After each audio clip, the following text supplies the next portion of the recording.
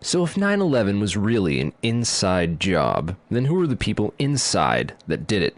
Well, we can start by looking at some of the people inside the buildings that were targeted and destroyed on 9/11.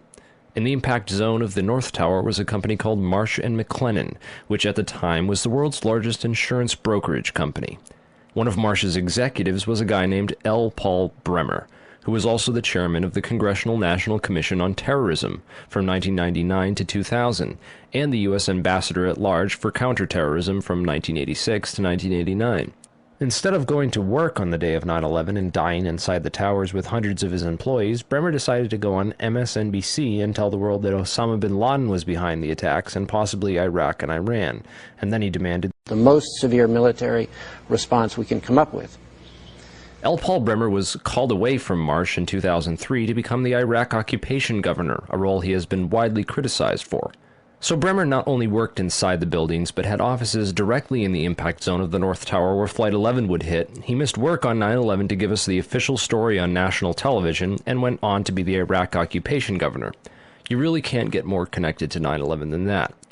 Oh wait, you can, sorry. I forgot to mention that Bremer was also the former manager for Kissinger Associates. He was a member of the board for Akzo Nobel, the parent of International Paint Company, which produced a fireproofing application for skyscrapers called Interchar. Bremer was also on the International Advisory Board for the Japanese mining and machinery company Komatsu, which at the time had been involved in a joint venture agreement with Dresser Industries, the oil services intelligence front where Prescott Bush Sr. and George H.W. Bush got their start with Neil Mallon. Anyway, the Komatsu Dresser mining division operated from 1988 to 1997, and in July 1996 it patented a nanothermite demolition device that could, quote, demolish a concrete structure at high efficiency while preventing a secondary problem due to noise, flying chips and dust, and the like. As many of you know, residues of thermite, a highly energetic chemical mixture, have been confirmed in samples of World Trade Center dust, and the use of thermite at the World Trade Center was also revealed by environmental data. See the description for more links and sources. But wait a minute. It would have taken tons of this stuff. How could they get it inside the buildings and put it into place without anyone finding out? This would have taken hundreds of people. Someone would have talked by now. It just doesn't make any sense. Well, who ran security for these buildings? Marvin Bush's company Securacom Stratesec did, up until 1998 when that role was handed off to Kroll Associates. Yet Stratesec still retained security contracts that didn't expire until the day of 9/11. Both these companies have a suspicious cast of characters working for them. Bush's cousin Wirt Dexter Walker III was the CEO of Stratesec with a long history as a manager for CIA front companies, such as Glor Forgan. The corporate operating officer of Stratesec was a guy named Barry McDaniel, who came from BDM International, where he was a vice president of material distribution and management systems. He also had a history of involvement with black projects. Securacom Stratesec also ran security at Dulles International Airport, where Flight 77 into the Pentagon was hijacked out of, and also had contracts with United Airlines. They also ran security at Los Alamos National Laboratories during the time period that nanothermite was first being developed there. Then there's Kroll Associates, also known as the CIA of Wall Street. Kroll's managing director was a guy named Jerome Hauer, who, like L. Paul Bremer, survived the 9/11 attacks by going on national television to give us the first accounts of the official story. Before anyone knew it was happening, these guys apparently had it all figured out. In addition to being managing director for Kroll, Jerome Hauer was the national security advisor with the National Institute of Health, which managed the government response to the anthrax attacks shortly after 9/11. On the day of 9/11, Hauer advised the White House to start taking Cipro, an antibiotic effective against anthrax, and then strangely a week later, 2 senators and several people in the media who had been calling for an investigation into the 9/11 attacks were mailed anthrax and told to shut up, apparently by members of Al-Qaeda, who later turned out to be a bioweapons researcher at U.S. AMRID in Fort Detrick, Maryland, named Stephen Hatfill, who had worked with Jerome Hauer for a company called SAIC. Scientific Applications International Corporation, a defense contractor with expertise in thermite-related technologies, played a large part in the NIST World Trade Center investigation. A few other names and companies inside the Twin Towers also worthy of further investigation include Craig Stapleton, who is married to Bush's cousin Dorothy Walker Bush. Stapleton was the president of Marsh Real Estate Advisors from 1982 to 2001. He was a member of the board of directors for Cendant, that was charged with massive accounting fraud in 1998, and went on to join Winston Partners, a privately owned investment firm founded in 1993 and led by George W. Bush's brother Marvin. Other very powerful and well-connected people worked in senior management at Marsh. These included Stephen Friedman, a senior principal at Marsh Capital and former partner at Goldman Sachs, who later became George W. Bush's top economic advisor. Friedman was also a member of the Brookings Institution, the Bilderberg Group, the Foreign Intelligence Advisory Board, and the board at In-Q-Tel, the investment firm founded by the CIA in 1998. In-Q-Tel invests in state-of-the-art technologies related to defense and intelligence work, including nano and chemical technologies, according to its website. In another interesting coincidence, Friedman belonged through Cornell University to a secret society called Quill and Dagger, the membership of which includes Paul Wolfowitz, Sandy Berger, and Stephen Hadley. Wolfowitz, the neocon Deputy Secretary of Defense in the Bush administration, was the author in 1992 of the Wolfowitz Doctrine of preemptive warfare. He also made comments about a surprise like Pearl Harbor months before 9/11 and met with Pakistani ISI General Mahmoud Ahmed in the week before 9/11. Berger, the national security advisor to President Clinton, was later caught stealing documents from the 9/11 Commission investigation. Berger was also the boss of White House counterterrorism czar Richard Clarke, and together with Hadley, who was Condoleezza Rice's deputy, was responsible for delaying or obstructing Clarke's plans to stop al-Qaeda in January of 2001. Jeffrey Greenberg resigned from Marsh & McLennan after being accused of serious financial crimes. The first plane of 9/11 flew directly into his company's secure computer room in the North Tower. Jeffrey Greenberg is a member of the Brookings Institution and the Trilateral Commission. Jeffrey Greenberg rose quickly through management at Marsh, having come there directly from AIG in 1995, and then becoming CEO just 4 years later. At Brookings, Greenberg hobnobbed with Lee Hamilton, co-chair of the 9/11 Commission. There's also Jim Pierce, another Bush cousin, who was managing director of Aon Corporation, who, according to the NIST report, modified unknown sections of Floor 83 in the South Tower in 1997. Jim Pierce had arranged a meeting on the 105th floor of the South Tower for that morning. Pierce survived that day, despite the fact that 12 people came to the meeting in the South Tower and 11 of them died. The location of the meeting had been changed the night before to the Millennium Hotel, where Pierce watched the South Tower as it was hit by the aircraft. Apparently, the meeting attendees were not all notified of the change in location.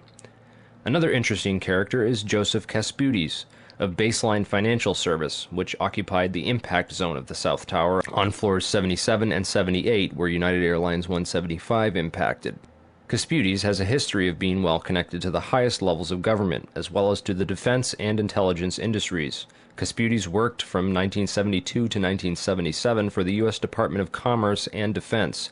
He was also the deputy director of Nixon's White House task force that dealt with the Arab oil embargo of 1973, and was instrumental in the creation of the Department of Energy. Kasputis went on to run a large corporation called Primark that had offices in both towers on 9/11. One of the subsidiaries of Primark, the Analytical Sciences Corporation, TASC, worked with so-called black or top-secret programs. TASC also worked closely with the National Institute of Standards and Technology. Kasputis was also a member of the Logistics Management Institute, LMI, whose members included Paul Kaminsky of In-Q-Tel and General Dynamics, Charles DiBona of Halliburton, Skull and Bones member Joseph Samuel Nye, and Michael Daniels of Scientific Applications International Corporation. LMI's self-proclaimed role is advancing the science of government.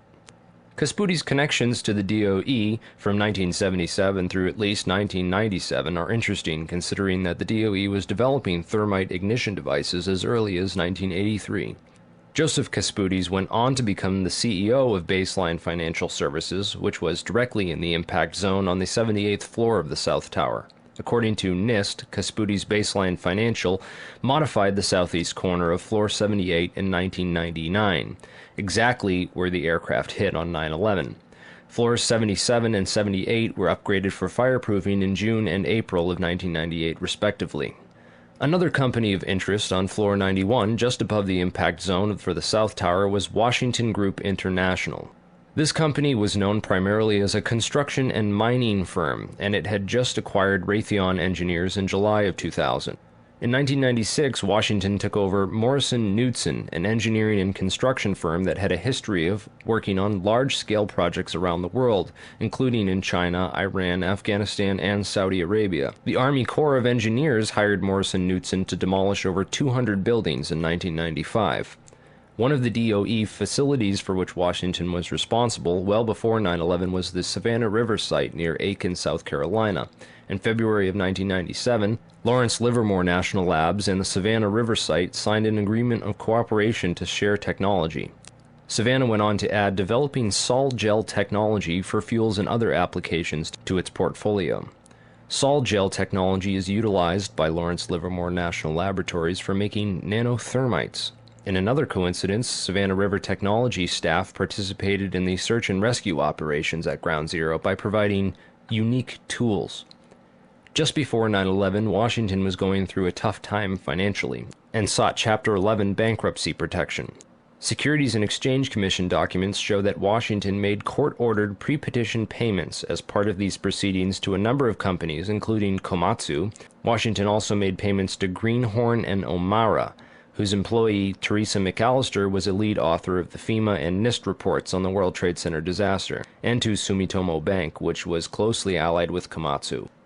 Building 7 was a 47-story federal office building in the World Trade Center site, which collapsed at 5:20 p.m. on the afternoon of 9/11. This building was home to the CIA, in fact, the largest CIA headquarters outside of Langley, Virginia. It also housed offices for the Secret Service and the Securities and Exchange Commission.